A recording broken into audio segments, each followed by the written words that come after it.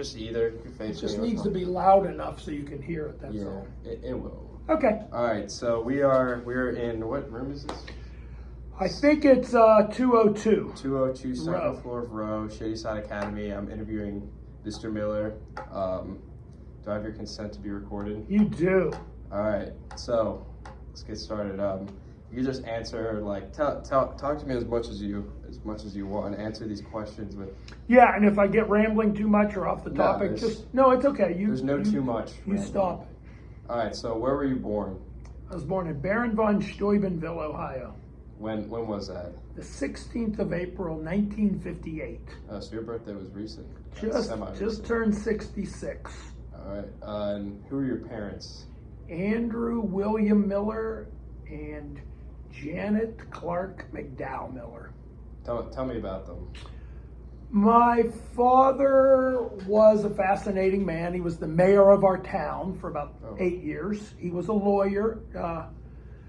He went to the University Prep School in Columbus, which was a kind of a progressive school where they gave no grades and everything was a project. And so they'd have to get involved in, in the subject matter. So for instance, if they were doing economics, they'd have some national speaker come, and then they'd have to find some aspect of economics that they wanted to pursue a project. So anyhow, he was born in Fargo, North Dakota, but at age 4, his father took a professorship at The Ohio State University. He was an agriculture engineer professor. And so they moved to Columbus. So my dad basically grew up in Columbus, Ohio. And what did your dad do? He was a lawyer. That's right. At the end of his life, the last 20 years, he was in a lot of small claims thing at the end. Particularly the last 20 years was bankruptcy law. He was literally signing his last bankruptcy thing as he went into his final coma and then died. So he never retired, Well, I mean, in and out of comas. Well, what happened? Exaggerate. I mean, he had health problems. He had an elective heart surgery that killed him. But he was in and out of, just bad things started to happen. Getting old is overrated. Well, I don't know how it's rated, but so for mostly of the 60s, he was the mayor of our town. Our town was about 35,000 people, and he actually loved that job. That was a great job. The rest of his working life was a bit anticlimactic. He didn't love. I had one conversation about a job with him in my life. He said, "Jeff, yes, Dad, don't be a lawyer. Why not? I don't like it." I was like, okay. I think I could have been a pretty good lawyer. I have some of the traits. So did that scare you away from being? Yeah, I just thought I respected my dad so much. I mean, it didn't matter. I was young and I hadn't thought about it too much. But I was like, among other things. Probably if my dad's not into it, I'm probably not. He didn't like the dehumanization part. He loved he wanted to help people, more than make a lot of money or bury people and whatever. Yes. How many siblings do you have? I have three brothers. I'm the third of 4, all boys. We're all boys. Oh, wow. 100% boy. What are their names and stuff? Oldest is Douglas Andrew. He's a documentary filmmaker and photographer who lives in Los Angeles. City of Lights, City of Magic.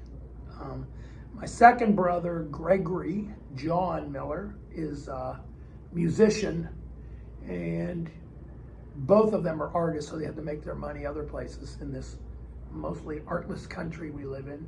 So he ran his own computer business and taught people how to maneuver through computers.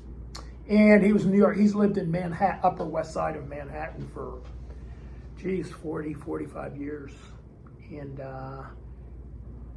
I'm the third, and then my younger brother, Daniel McDowell, Dan, he's a math teacher in Baltimore. Nice. Taught at Towson High School, taught at Boys Latin, taught at some places. Nice, so 2 teachers. 2 teachers and 2 artists. Yeah, I think the third and fourth, we just weren't, you got to be really strong if you're going to be an artist. Yeah. You got to take a lot of pain. You got to take a lot, well, you got to be passionate, but you got to take a lot of rejection. Yeah. most people were like, "Nah, I don't think we're going to do that," or Yeah, no, that makes sense. yeah. So I think we went a little quote practical. And what high school did you attend? I went to Wintersville High School. From what year to which year? So I was in high school from, I guess, 72 to 76. I was graduated in 1976. And is that Bicentennial year. And is that very different than Shadyside Academy? Yeah, it was a public school. There was a fight every day in my school. Yeah. Teachers beat us. Yeah, I'm from New York, a public school in New York. Yeah. Stuff like that. I didn't talk about my mom. Should I talk about my mom? Yeah, sorry. Yeah. That's okay. No, Okay. So my mom, who was an amazing person as well, I had great parents. So if there's any good traits in me, it was just good nature and nurture from my parents. But Janet, her name was Janet Clark McDowell, then married named Miller. She was a musician. And to some degree, she gave up her professional life when she had these 4 boys. And so at the end of her life, well, not the end of her life, but when we all went to school, back to school, she became a music teacher, one of those traveling elementary music teachers who went to a different class for 30 minutes and tried to sing. You know, they sang Johnny Comes Marching Home and learned how to do this. But she also maintained some of her profession. She could sight read like a genius. She was we had this local musical theater that was quite good, people who just really wanted to be involved. And she was the accompanist, you know, so they have to do things like, okay, you know, South Pacific, page 40. There we go. All right. So see, I was talking about my mother. My mother. So anyhow, so she was an accompanist for the players, so she kept that going. She was the organ. She could play the amazing instrument of the church organ. Took a lot of lessons, and you know, she'd go. My petite old mom would go into the church, and she'd just like slam it, hitting all the stops and playing all the keyboards and pedal. But the biggest claim to fame probably that she had is she accompanied Dave Brubeck, who's a famous jazz pianist. She accompanied him 5 times. Dave Brubeck wrote some choral pieces, and we had a really good regional choral group who would rehearse for 4 months these really complicated pieces. And again, my mom was the accompanist for that. But then when they played, Brubeck was playing the piano, and my mom would play the organ, and then the choir would sing. But I, you know, like 5 or 6 times. Yeah, then Brubeck and his family, they came out to the house and made a big party. Well, friends, no, but I did meet him. I mean, I can't say I was friends. Even my mom, you know. But they played together, you know. So, but at some point I think she was okay with it, but she gave up a lot of her life to help rear 4 boys, and but she loved us, so it was okay. Yeah. What university did you attend? I went to Bethany College, took a semester at Oxford University in England, and then and that was my undergrad, and then I got a master's degree from Carnegie Mellon. Wait, the first college, is that in Delaware? It's in West Virginia. It's in the Panhandle, West Virginia. Oh, I see. Yeah. What did you study at Oxford? I studied English. I studied Shakespeare and English history and theater. Oh, that's very interesting. And what year did you graduate? I graduated in 81. Did you do I took a school? gap year. I took a gap year after my sophomore year and traveled around the country and did a stupid job and Where'd you go? found myself. Well, we started in New York. I was with 2 different friends. First leg was with a friend. We started in New York and went to the Mardi Gras, so it kind of started, you know, Fat Tuesday. Well, we were driving in a Volkswagen van. So we did this like 800-mile long, languorous, you know, infinity sign trip across the country. So we started in New York, headed south and went to the Mardi Gras, and then across Texas and New Mexico and up into Albuquerque, and then the Rocky Mountains, where I worked for about a month as my friend was finishing college. What'd you do?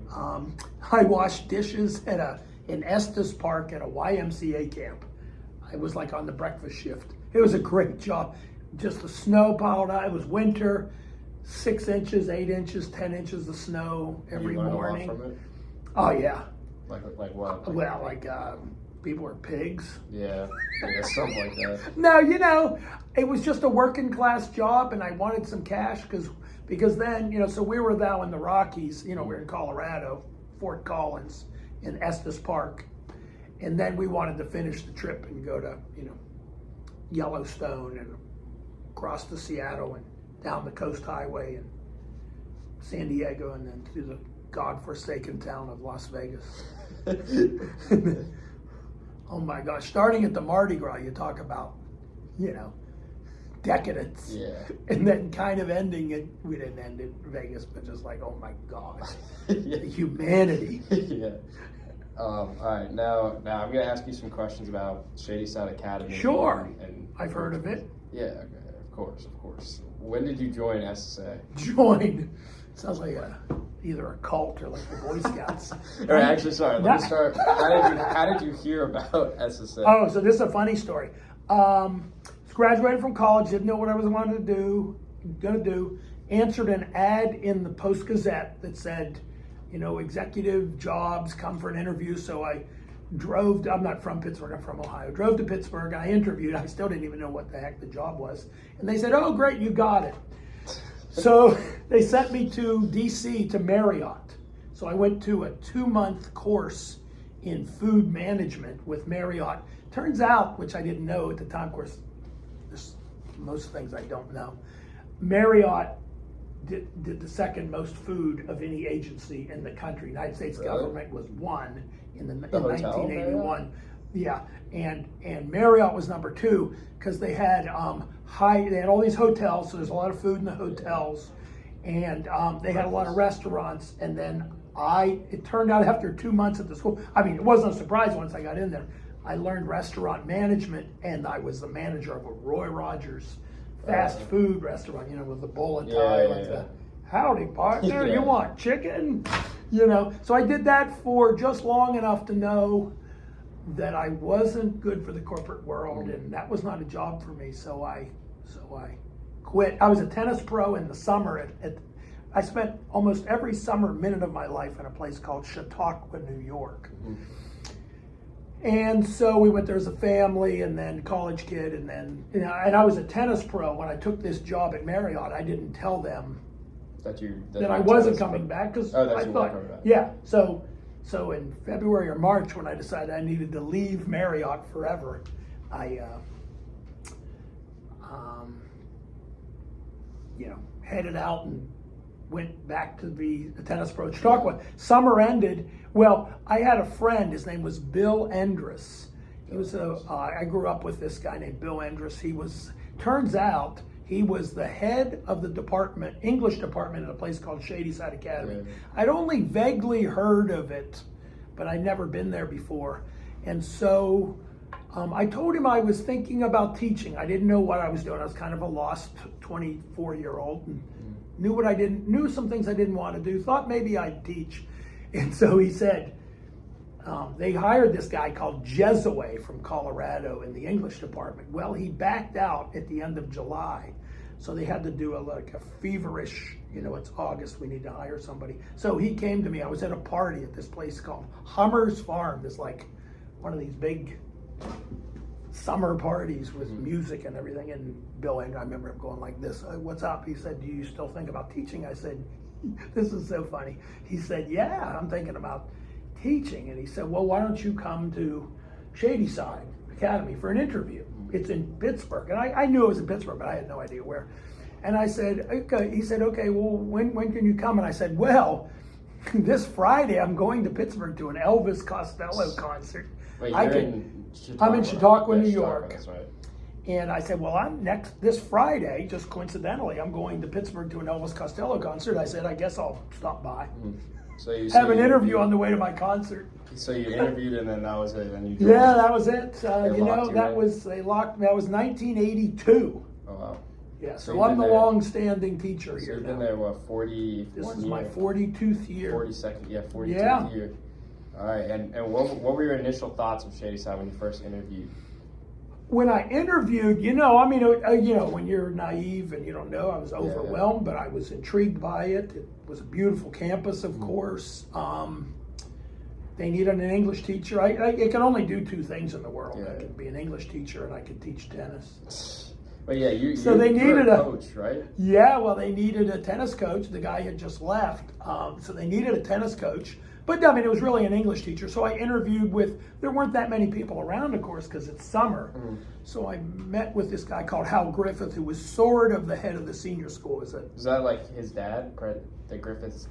No, that's a funny coincidence. I hadn't thought about it. Hal Griffith. No, not related. And he was kind of in the Trixie Sabandayo job, but that was still undefined. The president was more day-to-day at the school. But anyhow, so I interviewed with him and Bill Enders, of course, my buddy, who was the head of the department. So I had, and of course,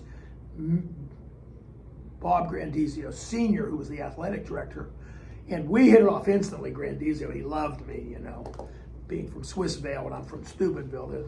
They're basically the same town in different states in certain ways. But anyhow, we just got off favorably. And more important for him, he needed a tennis coach. He cared about as much about tennis coaches, I care about fly fishing, which is not too much. I mean, it's intriguing. So did he just give it to you?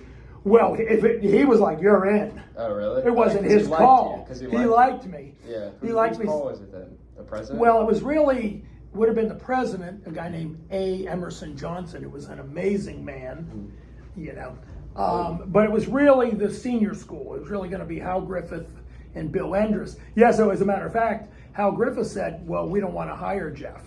Why? And because the English department decided they wanted somebody with a master's degree. And I was just 1 year removed out of college. I didn't have a master's degree. I promised them that I would get one, and thus that's where I went to Carnegie Mellon 6 years later. Did they pay for your? No, but they said they would. I got you? I got jammed so many times financially by From this SSA? place. Yeah, like what? They said they'd pay. Well, they said they'd pay, but their structure was they'd pay like X number of dollars over 5 years, because sometimes people, if you're working full, you can do a master's like overtime. Yeah. Well, I asked them, and we agreed that I would take a year off and do a 2-year master's degree in a year, like do it hyper. Yeah. So instead of paying, $20,000, whatever it cost at the time, which would be like, $60,000 or $80,000. Now they're like, well, we'll pay you for they'll pay 1 year of it. So they paid, so they kind of scammed you. They scammed me. Don't work for don't look at private places if you think you're going to win financially. Yeah. The man, the woman, they own it, Yeah. But anyhow, no regrets. It's mostly just a joke. But anyhow, so I got hired. Hal Griffith didn't want to hire me because of the master's, and so it was a funny thing. So back and forth, Hal said, "No, we can't hire Jeff because we promised the English department we'd have." So Bill turned to him and said, "Well, who's your candidate?" Yeah. Well, now it's they needed August 1st and August 10th, and he didn't have any candidate. And Bill said, "Well, this is my guy," and I talked to him, and he said he'd get a master's degree, as I said, which I did. Maybe 4 or 5 years later when I went to Carnegie Mellon. So your initial position here was English teacher, Yep. right? And do you remember what classes you taught initially? Well, the funny thing was, the first year I taught,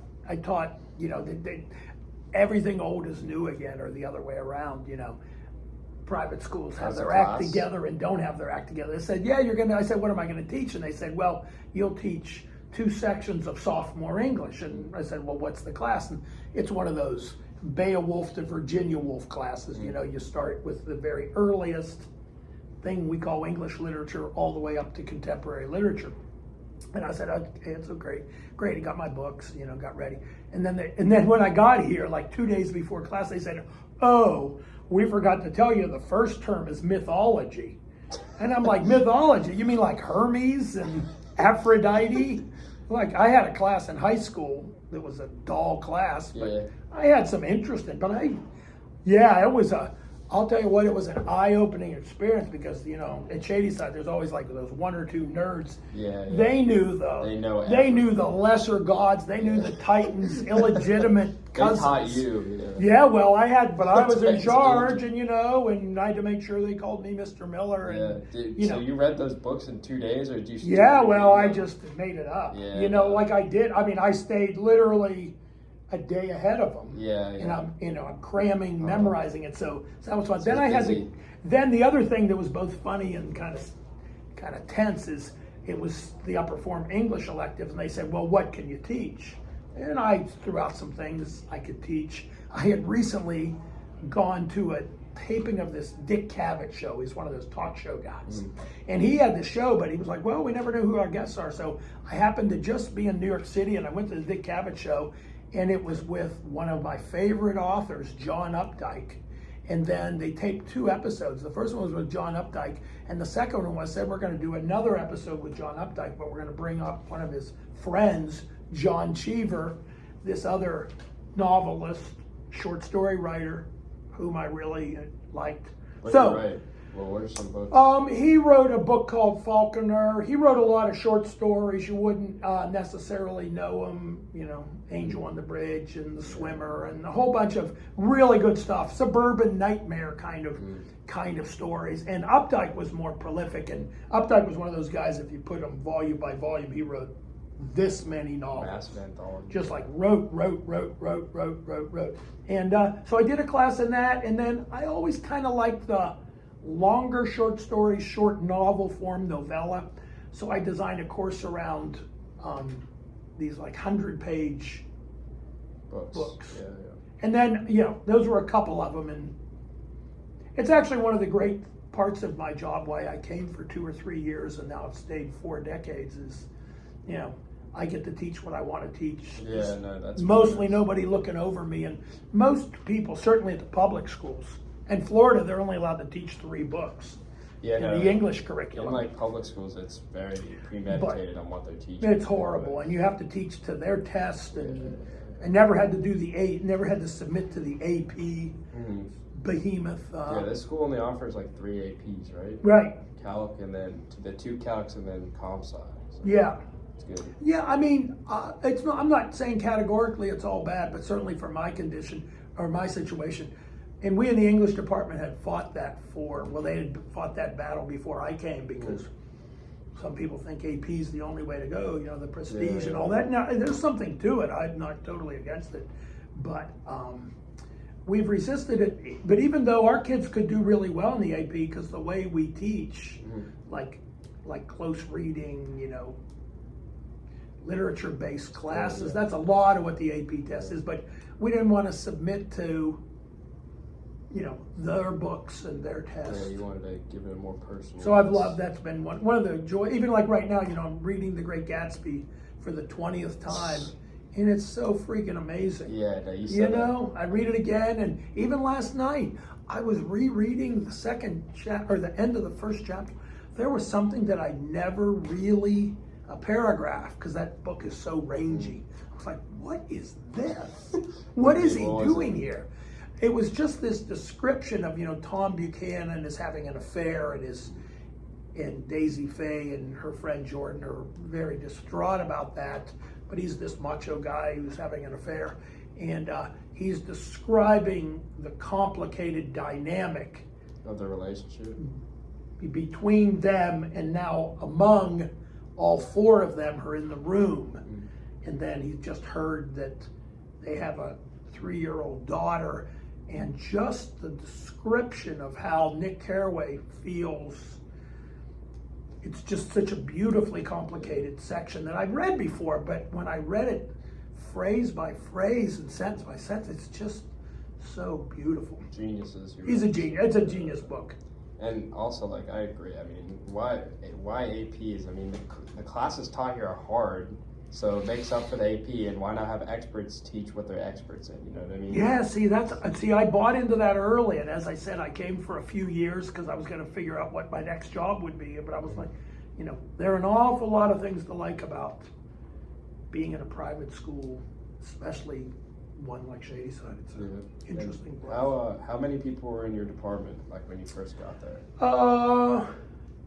Maybe about the same. Now they're 10, but 2 of them are part-time, so really 9 full-time jobs. Who's part-time? Both Janosco and Mr. McDougal, because they're in the dean's office. They teach 2 English, and they're full-time. Yeah, but just half-time in the English. So the 2 of so they're 9. That was probably about that. They were about 9. And was there any like interdepartmental like banter or drama? Because I heard about some of that. You kidding? Was there a lot? Oh, there there is, and there will be. Oh, there is? What is it? Banter? Well, what do you mean by banter? Like prejudice, acrimony, or one group versus another, like English versus math. I hate those people on the other side of the office. That's funny. Didn't you ever come into the English office and see that line of demarcation? Yeah. You better not cross that line. No, we get along great. Yeah. I mean, we're, the English department, we're part artists, we're individuals, we're not, some departments really need to be together. I mean, we're together, but we're independent. Yeah. How big were your classes when you first came here? About the same. I was actually stunned. I looked at an old grade book, and this was a funny thing. When I first got here, the whole issue of grading came up, of course, and they told me, C is average, and B is above average, and A is... C is average? Yeah. Is that what it is now? Yeah, they have different language now. Expected, they call it now, but anyhow, they told me average, so I looked at this grade book. First of all, somehow a class is swelled to 21. I never remember teaching any class over 16 or 17. So I very early on got a reputation as one of the hardest graders. Because you stayed true to... Because I said, what is it? They said C's, and I looked at my grade book, and there were like 20, I think there were 20 kids. 20 kids, and there were 3 A's and like 5 B's, so there were 12 C's. Yeah. Or maybe 10 C's and 2 D's. That's what it was a true grade arc. I mean, now it's like mush everybody, a few people here, but mush everybody in the B plus, A minus. Anyhow, so it was still big classes. They were big classes, but they weren't too big. That was an anomaly. Was it bigger? There were 15 the school was bigger. Oh, the school was always 500 people until about 10 years ago. What is it now? Well, it's heading towards that. It went down as low as like 420. 440, 450. I can't remember exactly what it was, but also back then, we had so much power. I don't know how true this was, but they claimed there were 4 applicants for every one who was accepted. And now students or teachers? Student applicants to come to school. Oh, that's crazy. 3 out of 4 didn't make it. Do you know? Or chose something else. Do you know if there's there was a test, but was it different than it is now? Oh yeah. It was a hard test. What was it? Just sit down in person, 4 hour long? Yeah, it was a long test. You had to do math, and you had to show your prowess in whatever language you were in, and you had to write an essay. Yeah, I was on the admissions committee for a number of years, and it was pretty involved. I had to read an awful lot of essays, and you give them 1 to 5 or whatever. Oh, 1. Yeah, we made our own system up. There was one when I came, but it was an online test, and it was 4 hours, but it wasn't. Well, there still is a test, but what I'm saying is it was just harder. Most people who get to a certain level are accepted now. Yeah, I know. And there was an awful lot of denials. It was just in that way. Academically, it was just a much more rigorous. It was more rigorous. Academically. Why? What was different? Sophomore year, when I first taught, now maybe kids weren't taking 5 and 6 classes, they were taking 4 or 5. I mean, they read at least twice as much as people read now. Well, a book every 2 weeks? Yeah. Jeez. I mean, all the time. Why did they even change that?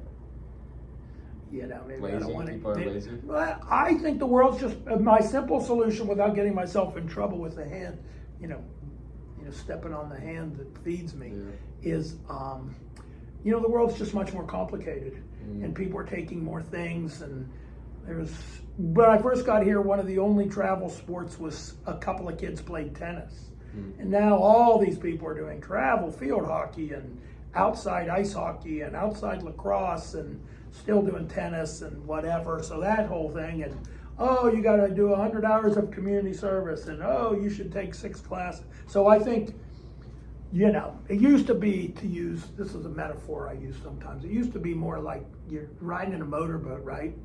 And you go out into the lake and you drop anchor and you do a deep dive into something. Yeah, but now it's a little bit more like you're driving across, you know, you're driving across the lake at a rapid speed, and you're seeing a lot of different stuff. But it's more, it's not as deep. I mean, even now I'm trying to get kids to read Chekhov, and you know, we would have whipped through that one and done a second one. And now I do a 100-page Dostoevsky book before we do a 400-page. What, Notes from Underground? We do Notes from Underground before we do Crime and Punishment. You do Crime and Punishment in your class? Well, not anymore. Oh, well, it's like a kids aren't ready to read. Well, that was. Sorry about that. All right. I'm sorry, I forget where we were. Let me see. Oh, I was gonna say, how long did you coach tennis for? I coached 65 seasons. I coached 40 seasons of the boys, and I was the head of the program about 30 of those. They've since eliminated that position. And I coached about 25 years. So I coached 80 seasons, so 2 seasons for 40 years, the first 40 years I was here. So I coached 80 seasons, 65 of which were tennis. So rough numbers, 40 were boys and 25 were girls.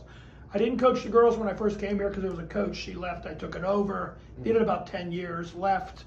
They unretired me. I got unretired, I was unretired.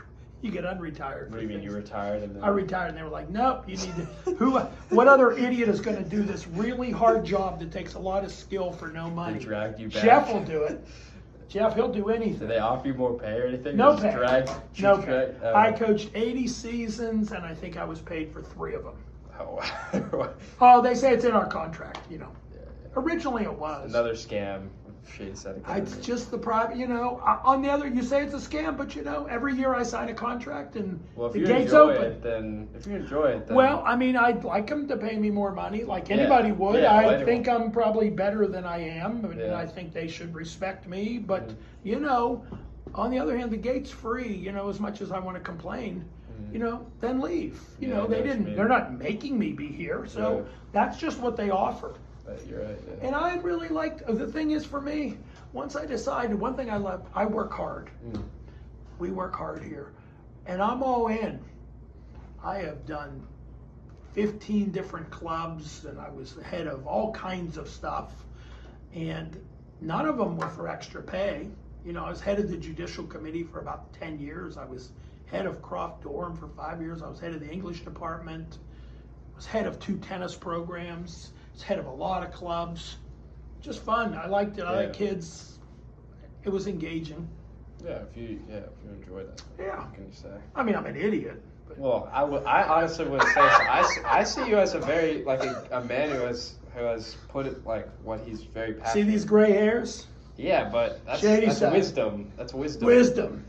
All right. In what ways has SA changed the most?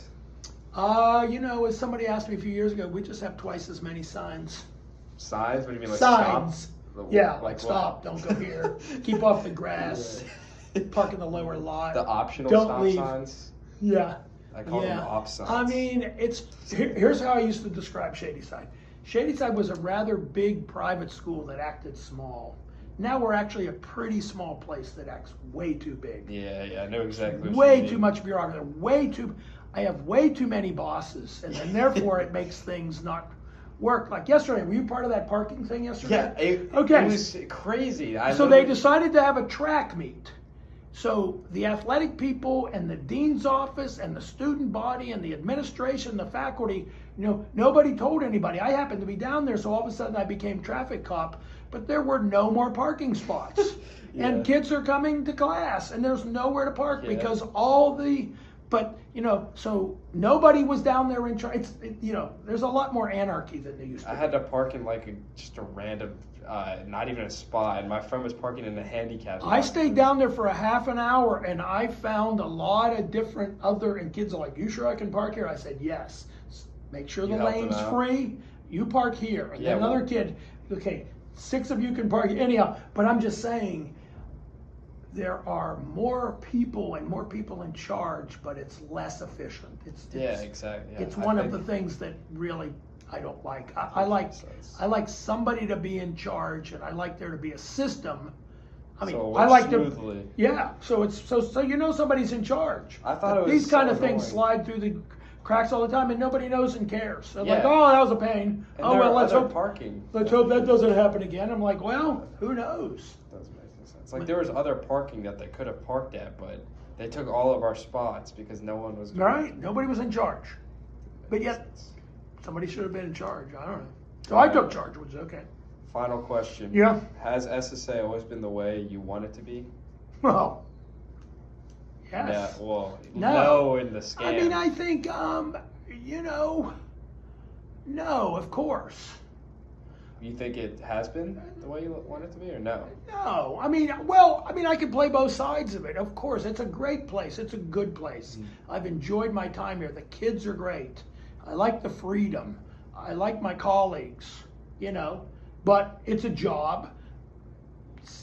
Some of us are more competent than others. Some people pull their weight better than others. It's a human place, so it's flawed, and but I think it's a really good. I don't know. I think it's a good place. I think people have a certain amount of contentment as students and as faculty members. I mean, as my dad used to say, I'm dumb, but I'm not stupid.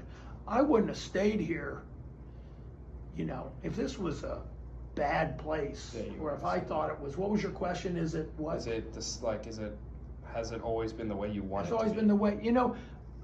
Here's one thing. I read this study.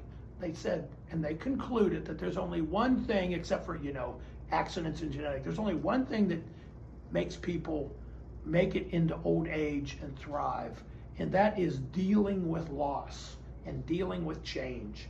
And I think one of the paradoxes of the world is every day is new and it's changing. Like right now, the little piece of my heart broke when they tore down the old library in Ellsworth Hunt Hall. I thought, on the other hand, it's changed. It's time to move on. That old building, that old middle school building is falling apart. The changes, you got to embrace change, but human beings basically don't like change. And so, therefore, things are changing and they're out of our control. We try to control them, and then. So, short answer to your question. All right, but that's all. That concludes. That's it. Concludes the interview. Thank you. I hope I passed the audition. You're hired.